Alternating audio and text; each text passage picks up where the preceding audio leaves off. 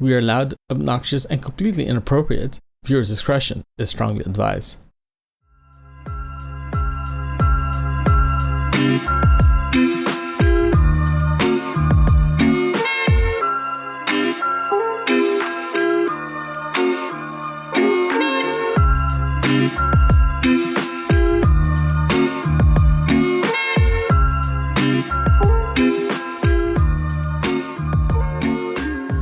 Hello, everyone, and welcome to another episode of Camping with Lenny.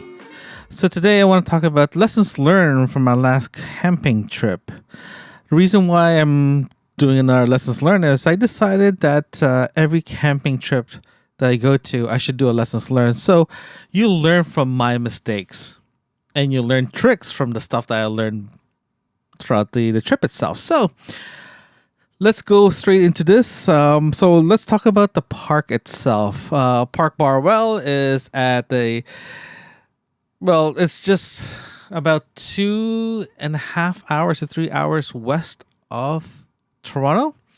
To get there, it's to get there, it's actually pretty simple. It's literally the 401, then you zigzag your way down south to Port Burwell itself.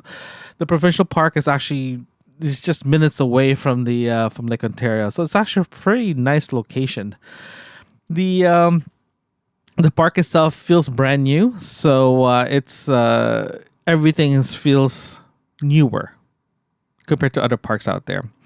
The site location that I got was perfect, to be honest with you. It's not perfect, but it's perfect enough that if you're solo camping, it's pretty secluded. It's you have your own practically a driveway going into your campsite.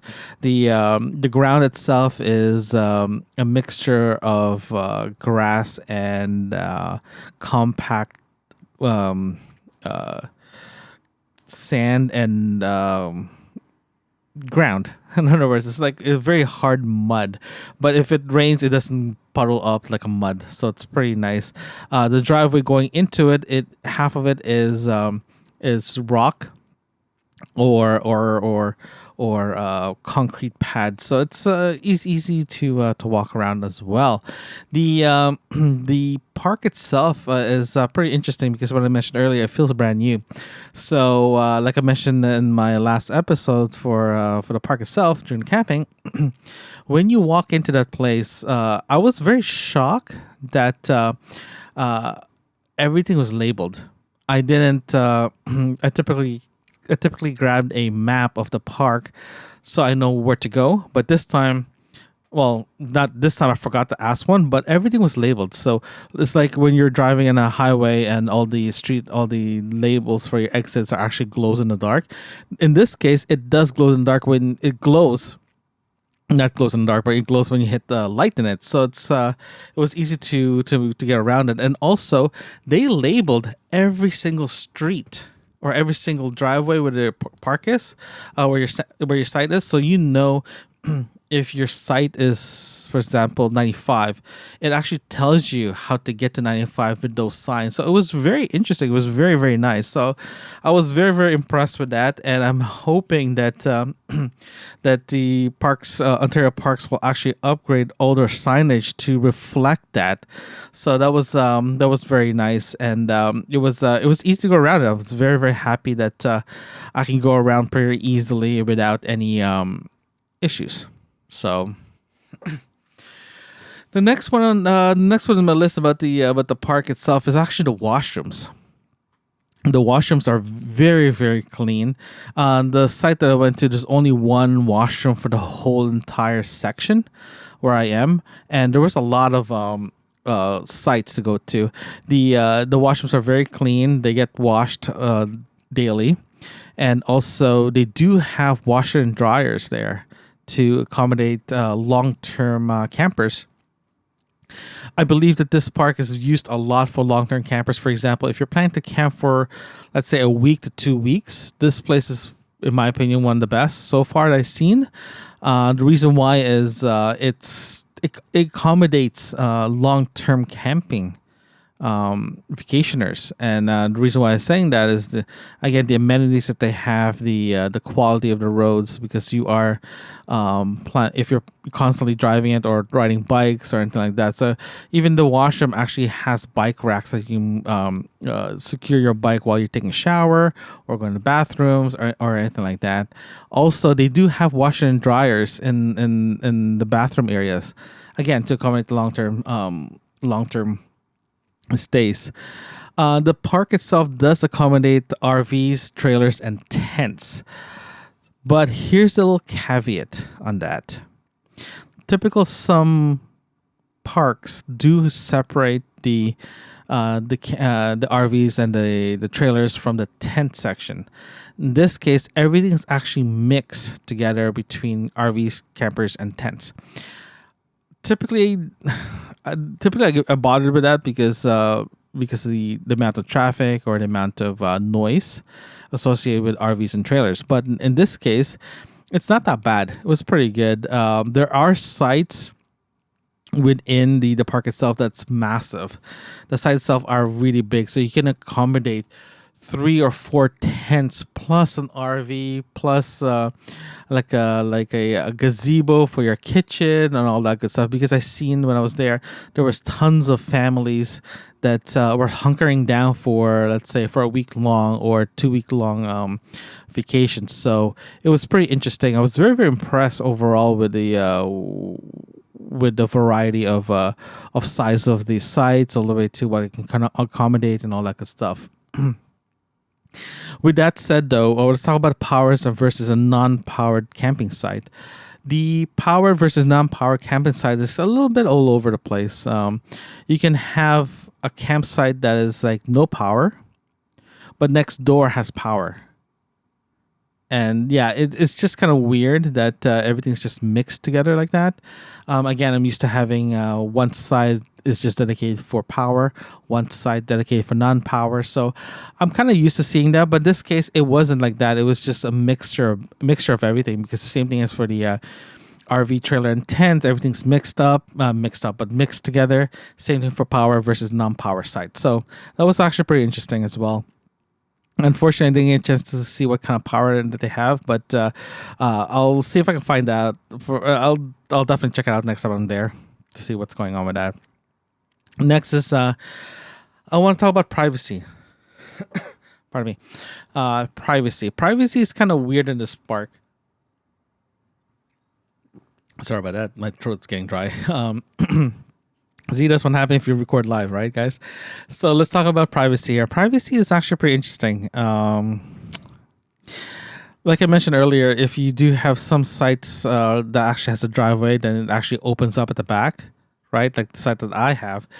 The privacy regarding the amount of trees, amount of trees or bushes around your site, is actually, it varies. The one I have is very, very private. I can't see my neighbors. They can't see me. Some sites though were open. You can actually see your neighbors like 2 sites all the way down. So it was kind of interesting. Some site itself was again, it's open up, and some of them are very distant to each other, and some of them are not. Like what I mentioned earlier, that my site itself was very, very has lots of privacy because there's a lot of trees, a lot of bushes to cover my site, but you can actually hear my neighbors, especially if they're laughing or playing music. You can actually hear it. That's how close they are. You can actually hear them, but you can't see them. Right? So if I am relying on privacy for this campsite, I'm definitely not going to go to this park because, again, they're too close to each other.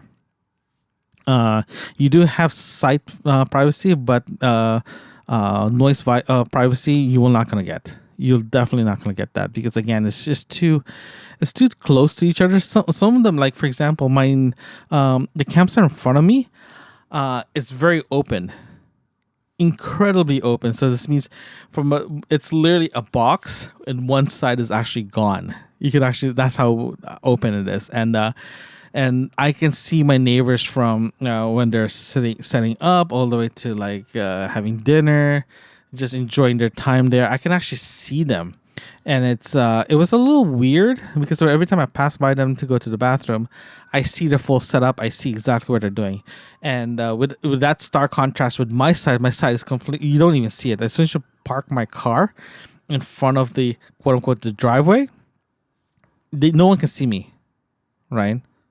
But the one across me is open. But here's the funny thing. But the next the site beside them, it was literally the same thing as a driveway, but it wraps around their campsite to the back of it. That's how weird it is. Like you drive into like a driveway of a house.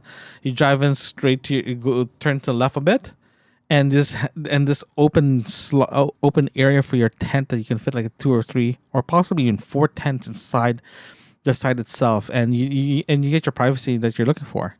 But because this is how close they are, you can actually hear them. You can actually hear the other people.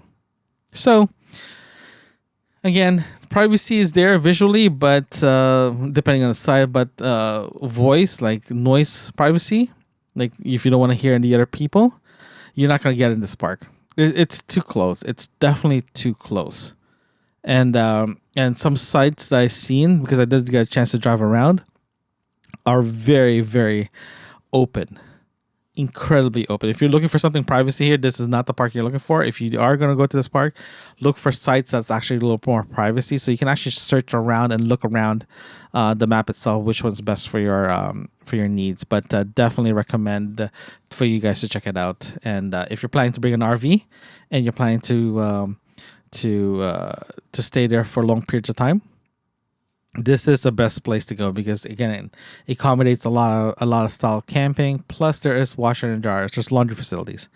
You can't go wrong with that. And I suggest if you are bringing a camper in the park, there is potable water stations and a dumping station when you get into the park. So as soon as you drive in, there's actually a water stations, potable water stations that you can drive into, fill up your tank. And after that, when you leave the park, the same side that you leave the park, there's actually a dumping station right beside the garbage area. And so it's a very well organized park. Especially if you need something especially if you're being a camper, if you're a van lifer, this is a great spot.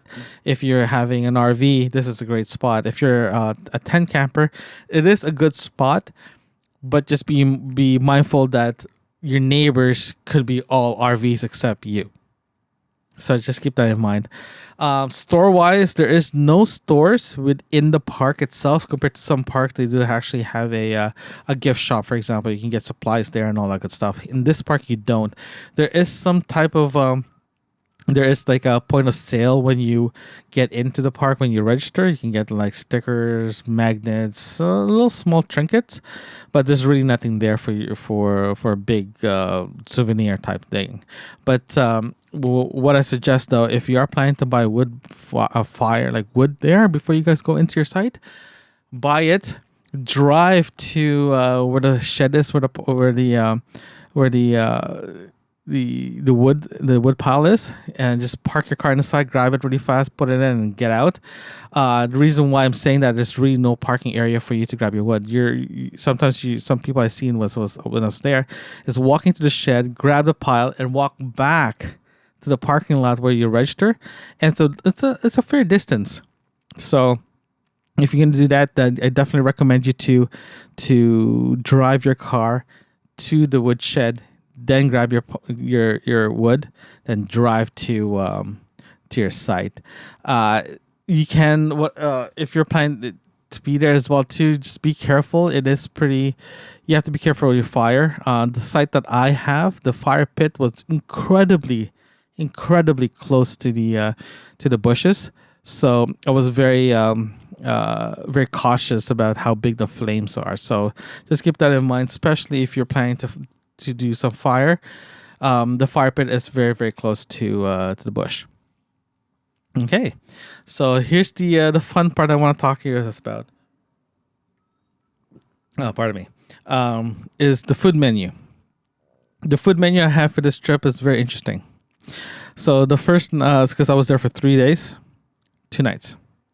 So my food menu is very elaborate. Elaborate in the sense that the quality was elaborate. The style that I was eating was elaborate, and the in the meals that I have. So the first night I was there was dinner time.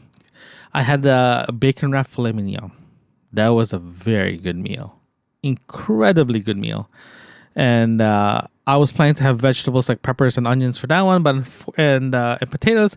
Unfortunately, I forgot my vegetables for the trip, so I had to improvise. So I know I had rice in the car for some meals, so I ended up bringing extra, so that's a good thing. So I ended up having filet mignon with rice because of, well, again, it's that's the only compliment that I have that night. So I had that for dinner. For beer wise, I had Stella for beers that weekend. So it's a nice different. It's a different beer. So that's my first night. The second day that I was there, breakfast wise, I had bacon and rice. Reason why I don't have eggs that day, because I forgot all my eggs at home. Like, I literally forgot my eggs. So I forgot that. So I just, like, you know what? I have, again, rice as my backup. So I just had rice with bacon. I do have I do have scones with me. But I only have enough for one day, so I had to ration it for the breakfast for the following day. That was supposed to be my breakfast on Sunday, but I'll get that. I'll get that soon. I'll get to the Sunday breakfast soon. So that was my breakfast. For lunch, I ended up having a burger because I bought Angus burgers. I had burgers for lunch, so nothing fancy. For dinner, I had pork belly. Yes, pork belly. Pork belly is great on a fire. You just pop it on your barbecue, a little salt and pepper. You're good to go. In this case, I got the pre-marinated one, and my goodness, it is incredibly sweet. The marinade that I had in the pork belly was too sweet for my liking, so it was not my favorite. It was definitely not my favorite, so I was a little disappointed in that one too. And my compliment for for dinner that night, again, because I don't have my vegetables, I forgot with me, I had rice again. So you can see the theme here. There's a lot of rice because I forgot to bring it with me. I forgot to bring the rest of my meals with me. So that was Saturday night. And for snackage throughout the day, it's just simple chips. I'm a simple chip kind of guy, so I don't go that fancy. I think for the next trip, I'm going to try something different because just try something different, I think, for snacky wise. But for breakfast the next day on Sunday, I had nothing. Okay, I had nothing. This will go into my third section of this conversation I'm having with you guys regarding lessons learned. Keep an eye on the weather. The reason why I'm saying that is, like, I am obsessed with weather, especially if I'm going to be outdoors for long periods of time.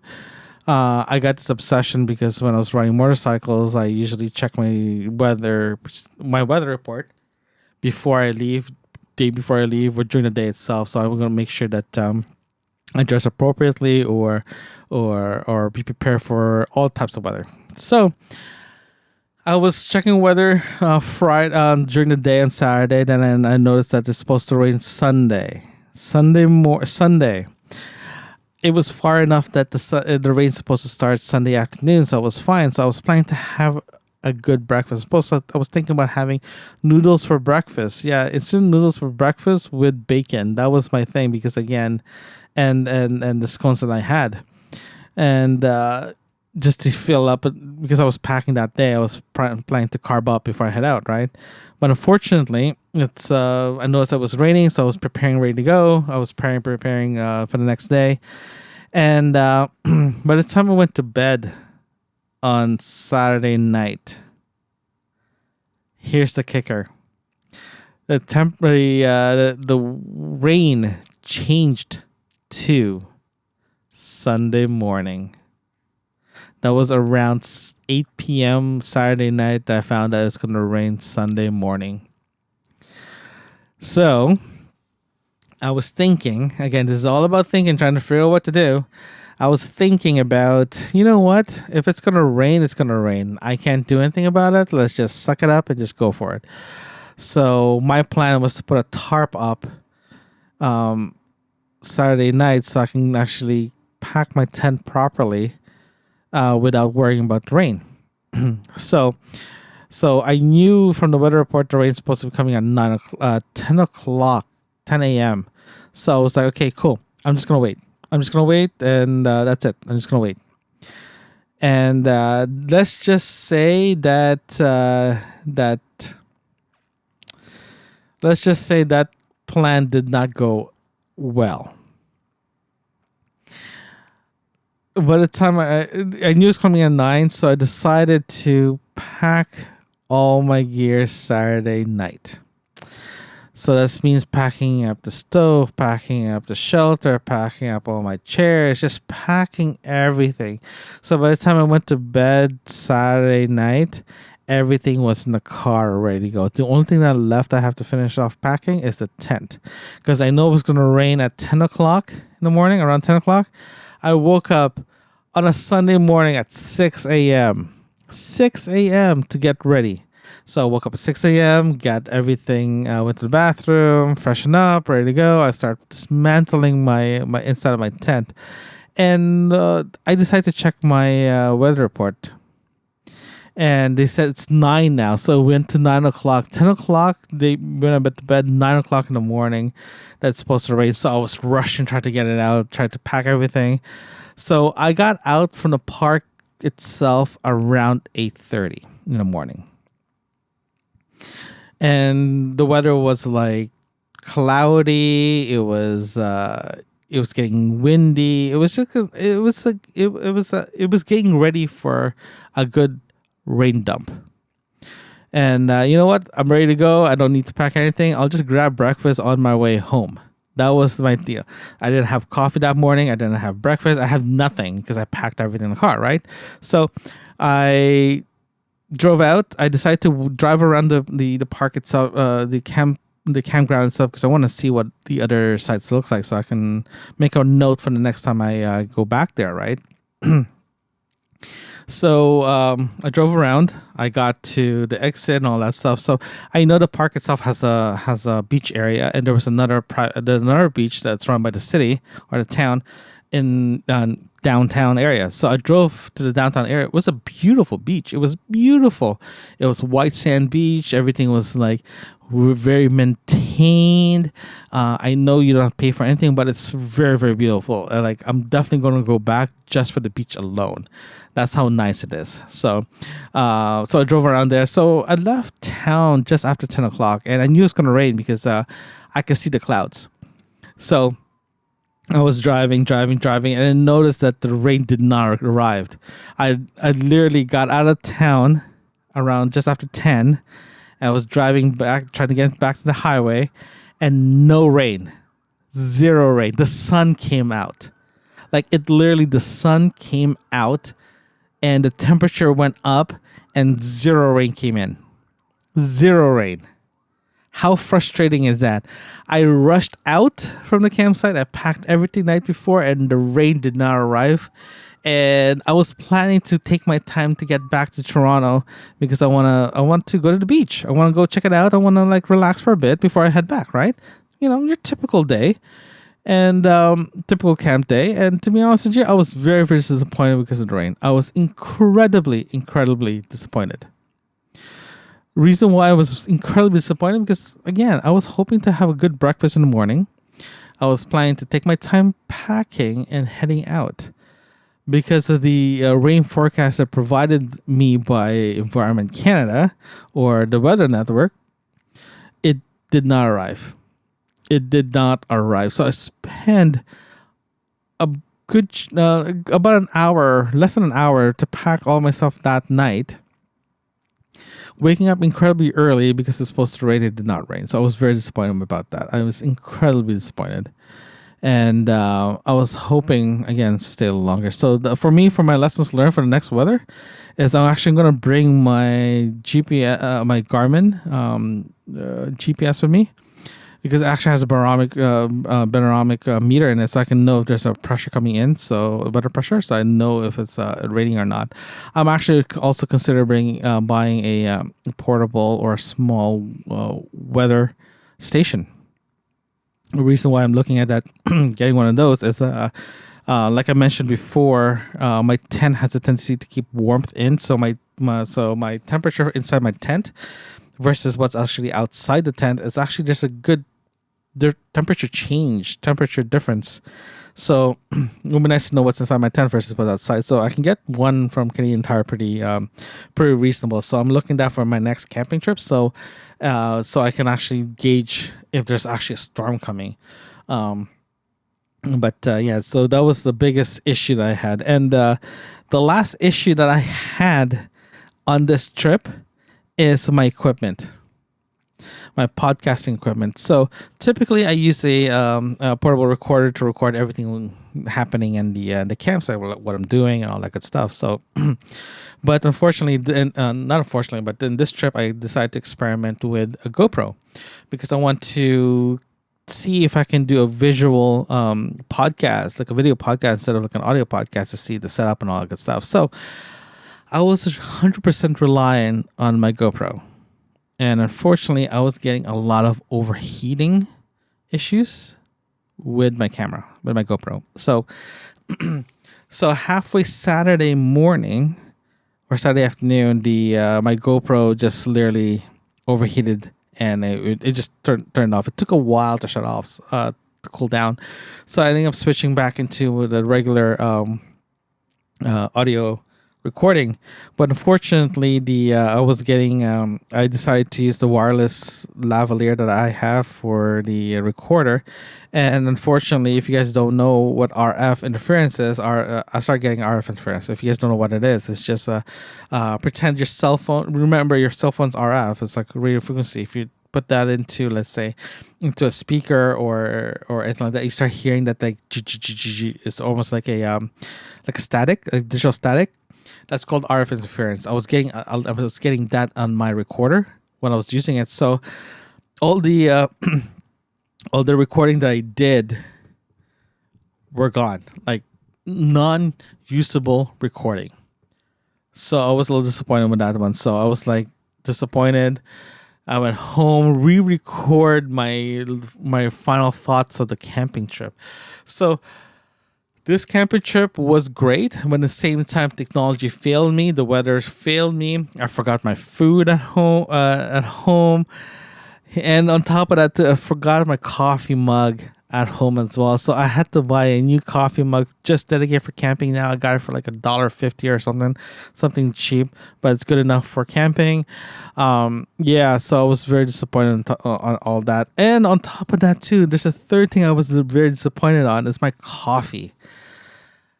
I was using the 3-in-1 coffee mix from that you can get. That's the instant one, and to be honest with you, I can't do it.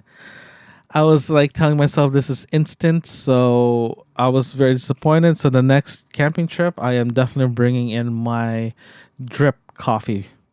I know it's not roughing it, but like I always tell people, that what's the point of roughing it if you're going to be miserable? So might as well bring all the creature comfort at home when you're camping. If it's little tiny things like that, like a drip coffee, don't let people judge you. Just have your drip coffee. At least you'll be a lot happier. That's all I can say. So I'm planning to bring my drip coffee for my next camping trip because I want good coffee. And I had a filet mignon.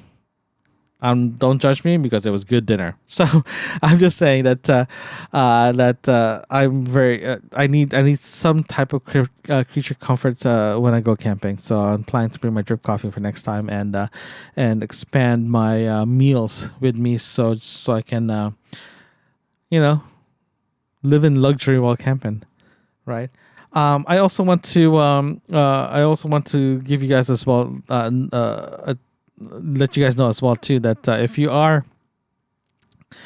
planning to go camping for the first time, okay, this is a serious note. If you're planning to go camping for the first time, don't think that you have to rough it. Especially if you're going to a provincial campsite or a private campsite, there's amenities there. It does not mean that you have to rough it, right? You can eat whatever you want. You can eat big breakfast, little breakfast. If you want to try freeze dry food, you're welcome to. If you want to bring steaks to your campsite, you're welcome to. If you want popcorn, have popcorn. There's a lot of people out there right now are camping because they just want to be part. They just want to escape, but at the same time, they don't want to leave their creature comforts at home. For me, I camp because I want to camp because I love camping, but at the same time, I am accustomed to certain things that I don't want to leave home without, and that includes good coffee and good food. I can live with not having, if I lose like battery power. I don't care about any of that. If I have my creature comfort like good food and good coffee, I'll be fine, right? Some of you guys probably have the same thing that I do, but it doesn't have to be coffee or it doesn't have to be anything like that. But bring something that will make you relax even more that you can live without and have it. You don't have to rough it. If you want to rough it, go for it too. But at the end of the day, if you're looking for a bathroom, like a indoor plumbing, trying to roughing it, that's not roughing it. So for me, my creature comfort is a running toilet, coffee, and good food. For the next camping trip I'm going to go to, I'm definitely going to have all those three. And I'll be the most happiest person. But at the same time, being part of nature. So, yeah, and I just want to say thank you very much. And we'll chat again next time here at Camping with Lenny.